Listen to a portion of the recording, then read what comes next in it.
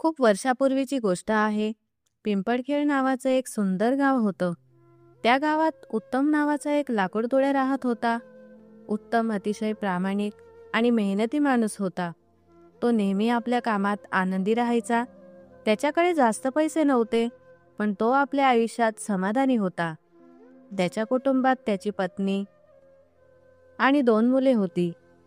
उत्तम सेठ जयचंद यांच्याकडे लाकूड कापण्याचं काम करायचा आणि त्या बदल्यात सेठ जयचंद त्याला पैसे द्यायचे, ज्यातून तो आणि त्याच्या कुटुंबाचा उदरनिर्वाह चालायचा. सुजाता, मी कामावर जातोय. आज खूप उशीर झाला आहे. तू मुलांना शाळेत सोडून ये. हो, मी शाळेत सोडून येईन. पण सोनू आणि कोमल 2 दिवसापासून म्हणताय की त्यांच्या शिक्षिकेनं फी आणायला सांगितली आहे. हो, तर देऊन ये ना फी. कुठून देऊ? तुम्ही जितकं कमावता त्यातून कसंबसं घर चालतं. या थोड्याशा पगारात मी मुलांच्या फीचं काय करू? मी एक गोष्ट सरळ सांगते. तुम्ही सेठ जयचंद यांना पगार वाढवायला सांगा. दिवसेंदिवस खर्च वाढतोय. बाजारात भाजी घ्यायला गेलं तरी भाव आभाळाला भिडतायत. मुलांची फी, घर खर्च, एवढ्या कमी पगारात कसं जमणार? ठीक आहे, आजच बोलतो सेठजींशी पगाराबद्दल, असं म्हणत उत्तम कामावर निघून जातो. अरे भाई, आज पगाराचा दिवस आहे. बघ, आता हा सेठ जयचंद नक्की काहीतरी कारस्थान करणार. नेहमी काही ना काही कारण काढून पगार कमी करतो. अगदी मागच्या वेळी माझा अर्धा पगार कापला होता. म्हणाला, जे पैसे मी त्याच्याकडून उसने घेतले होते त्याचं व्याज वाढून इतकं झालंय, म्हणून तुझ्या पगारातून 1000 रुपये कापतो. हो नारायण भाई, तुम्ही अगदी बरोबर म्हणताय. हा सेठ जयचंद एकदम चलाक आणि लालची आहे. 2 पट काम करून घेतो आणि पैसे मात्र पूर्ण देत नाही.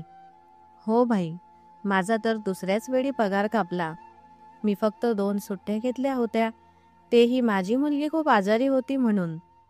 आणि या जयचंदनं त्याचा फायदा घेत माझा अर्धा पगारच कापला. हे बापरे देवा, यावेळी तरी सेठजी माझा पूर्ण पगार देऊ दे. मुलांच्या शाळेची फी भरायची आहे. असं म्हणत सगळे लाकूड तोडे आपापल्या कामाला लागतात. काम आटोपल्यावर ते सेठ जयचंद यांच्याकडे जातात. सेठजी, महिना पूर्ण झाला आहे, आम्हाला आमचा पगार द्या. अरे बघा, आता माझ्याकडे तुम्हाला देण्यासाठी पैसेच नाहीत. अजून माल विकला गेला नाही. सगळा माल गोदामात पडून आहे. उद्या किंवा परवा तुम्हाला तुमचा पगार मिळेल. पण सेठजी, आमच्याकडे तर आता एकही पैसा उरलेला नाही. घरात सामान आणायचं आहे. मुलांची फी भरायची आहे. अरे, सांगितलं ना, 1-2 दिवस थांब. उद्या किंवा परवा पैसे मिळतील. आत्ता माझ्याकडे पैसे नाहीत.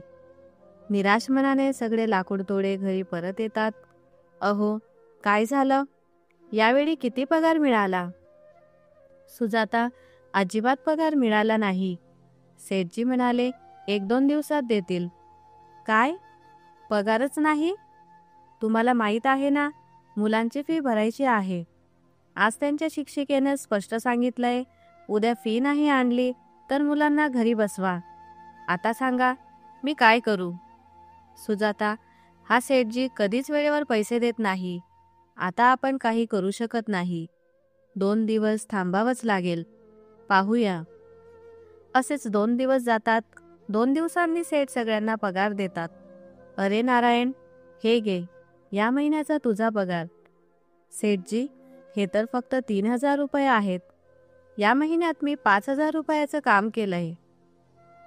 हो, काम केलंयस, पण मध्ये 1-1 तास आरामही केलास.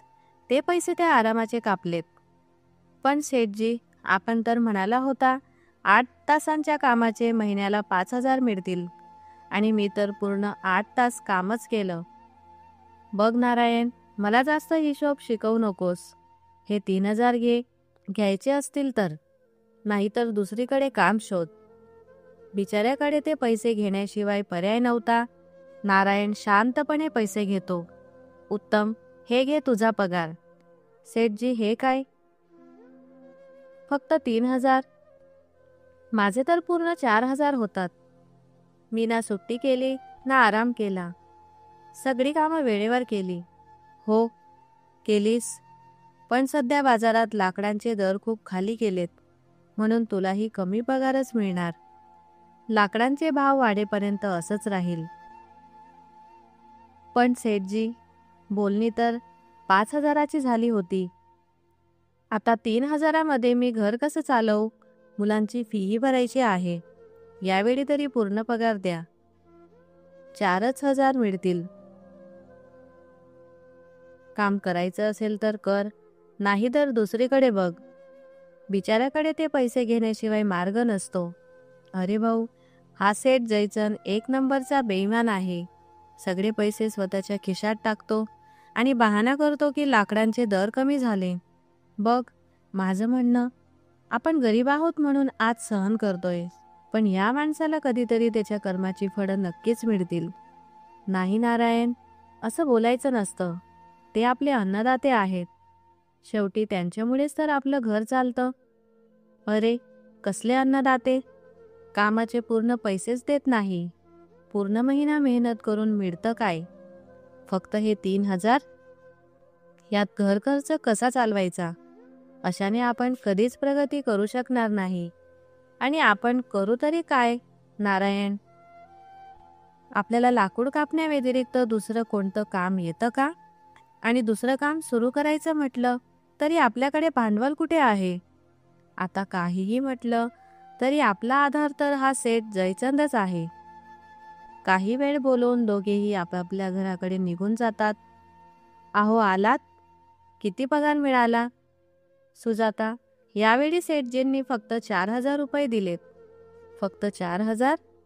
यात घर कसं चालणार? मुलांच्या फीमध्येच 1,000 रुपये निघून जातील. मग उरलेल्या 3,000 रुपयात आपण काय करणार? मी काय सांगू सुजाता, तुला याच्यातच निभावून न्यायचं आहे. तू आधी मुलांची फी भर, बाकीचं मी पाहतो. अहो, तुम्ही काय पाहणार? तुम्ही सेठजींकडे पूर्ण पगार मागितलाच नाही. नाही सुजाता, मी पगाराबद्दल बोललो होतो, पण सेठजींनी स्पष्ट नकार दिला आणि म्हणाले, हे घ्यायचे असतील तर घ्या, नाहीतर दुसरीकडे काम शोधा. म्हणून मी विचार करतोय की लाकूड कापल्यानंतर कुठेतरी दुसरीकडेही काम शोधू. 2 ठिकाणी काम केलं तर थोडी जास्त कमाई होईल. आजच सेठजींकडे काम करून झाल्यावर मी काम शोधायला निघेन. असं सांगून उत्तम कामासाठी निघून जातो आणि जसं त्याने ठरवलं होतं तसं जयचंदच्या कामानंतर तो दुसऱ्या ठिकाणी काम शोधायला निघतो. तो संपूर्ण गावभर काम शोधतो. दुकानात जाऊन लोकांना विचारतो, पण सगळीकडे त्याला निराशाच मिळते. शेवटी थकून दमून उत्तम परत जायला निघतो. तेवढ्यात त्याला दिसतं एक मोठा मशीनचा कळप त्याच्याकडे धावत येतोय. हे पाहून तो घाबरतो. आजूबाजूला पाहतो तर त्याला एक गुहा दिसते. तो लगेच त्या गुहेत जाऊन लपतो. मशीनचा कळप पुढे गेल्यानंतर त्याचा जीव भांड्यात पडतो. देवा, आज तर थोडक्यात बचावलो, नाहीतर या मशीनच्या पायाखाली चिरडलाच गेलो असतो. पण मी आलो कुठे? असं विचार करतच त्याची नजर गुहेत ठेवलेल्या एका टोपलीवर जाते. तो टोपली जवळ जातो. ही कशी गुहा आहे? ही टोपली इथे कशी पडली आहे? चल, ही घरी नेतो, सामान ठेवायला कामी येईल. जसेच तो टोपलीला हात लावतो तशी गुहेतून एक आवाज येतो, थांब, तिला स्पर्श करण्याचा प्रयत्न करू नकोस. तो आवाज ऐकून उत्तम घाबरून मागे सरकतो. तेवढ्यात एक जिन प्रकट होतो आणि त्याला विचारतो, कोण आहेस तू आणि माझ्या गुहेत काय करत आहेस? तो घाबरून म्हणतो, मला माफ करा, आपण कोणही असा. काही म्हशी माझ्या मागे लागल्या होत्या, त्यांच्यापासून वाचण्यासाठी मी या गुहेत लपलो आणि मग मला ही टोपली दिसली.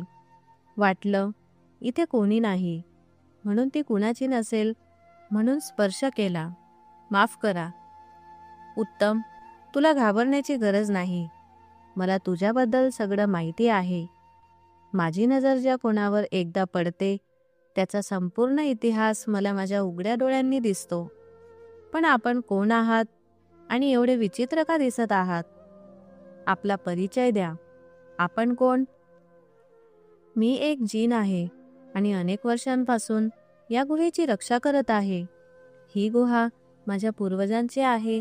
या गुहेत फक्त तोच माणूस प्रवेश करू शकतो ज्याचं मन पूर्णपणे पवित्र असतं. जर तू अपवित्र असतास तर कधीही या गुहेत पाऊल ठेवू शकला नसतास. तू एक सच्चा चांगला मनुष्य आहेस, म्हणूनच तू इथे आला आणि या टोपलीला स्पर्श करू शकलास. आता तू या टोपलीला स्पर्श केला आहेस म्हणून ही टोपली तुझी झाली. नाही नाही, मला ही टोपली नको. मी तर फक्त पाहत होतो. घाबरू नकोस उत्तम, ही टोपली घेऊन जा. ही कोणती साधी टोपली नाही, ही जादुई टोपली आहे. जादुई टोपली? ही तीच जादुई टोपली का जिची कथा आमची आजी सांगायची? की एखाद्या गावात एक जादुई टोपली होती जी लोकांच्या इच्छा पूर्ण करायची? हो, ही तीच जादुई टोपली आहे. आता तू या टोपलीचा मालक आहेस. याचा वापर करून आपली परिस्थिती तू सुधारू शकतोस.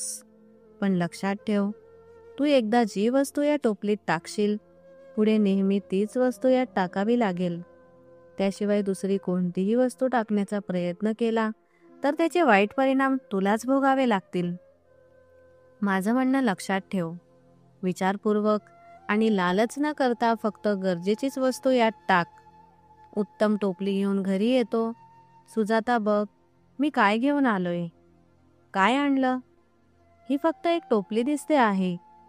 आणि आधी हे सांग, तू काम शोधायला गेला होतास ना? दुसरं काम मिळालं का? नाही. आधी मला पूर्ण बोलून तर घेऊ दे. ही साधी टोपली नाही, ही एक जादुई टोपली आहे. उत्तम, सुजाताला संपूर्ण घटना सांगतो. म्हणजे तुमचं म्हणणं असं की या टोपलीत आपल्याला तीच वस्तू टाकायची जी आपल्याला सर्वात जास्त आवश्यक आहे. हो सुजाता, आपल्याला नीट विचार करूनच यात वस्तू टाकायच्या आहेत. उत्तम थोडा विचार करतो आणि मग त्याला त्या चंदनाच्या लाकडाची आठवण येते जी त्याने एकदा सुजाताला आणून दिली होती. सुजाता, तुला आठवतंय? एकदा मी जंगलात लाकूड कापायला गेलो होतो. तेव्हा मला चंदनाचं लाकूड मिळालं होतं आणि मी तुला ते दिलं होतं. हो, दिलं होतं. तर ते लाकूड आण. आपण तेच या टोपलीत टाकू आणि त्यापासून आपला व्यापार सुरू करू. सुजाता ते चंदनाचं लाकूड आणते आणि टोपलीत टाकते. जसेच ते लाकूड टोपलीत टाकतात तसे टोपलीत अनेक चंदनाची लाकडी तुकडे तयार होतात. अरे वा, हे तर अगदी चमत्कारच झाला. बघ, किती सारी चंदनाची लाकडं मिळाली.